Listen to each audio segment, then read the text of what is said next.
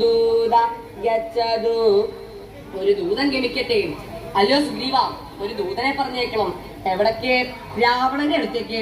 ഇപ്പൊ സുഗ്രീവ സംശയിക്കുണ്ടാവും, യുദ്ധത്തിന് ഒരുങ്ങി വന്നതിന് ശേഷം ഇതിനാ ദൂതനയക്കനെ?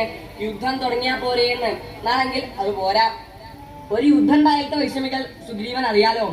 എത്ര നിരപരാധികളാ വധിക്കപ്പെടുക, എത്ര നാശങ്ങളാ ഉണ്ടാവുക.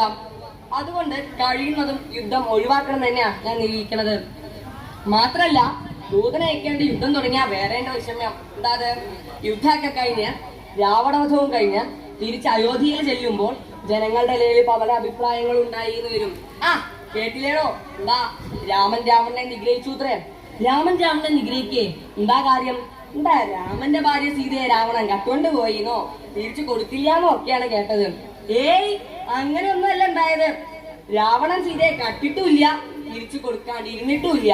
പിന്നെ എന്താ ഉണ്ടായത് എന്നാണെങ്കിൽ, ഒരു ദിവസം രാവണൻ കാട്ടുകൂടെ നടക്കുമ്പോൾ ഒരു ഭാഗത്ത് ഒരു സുന്ദരിയായ സ്ത്രീ നിന്ന് കരയണത് കണ്ടു.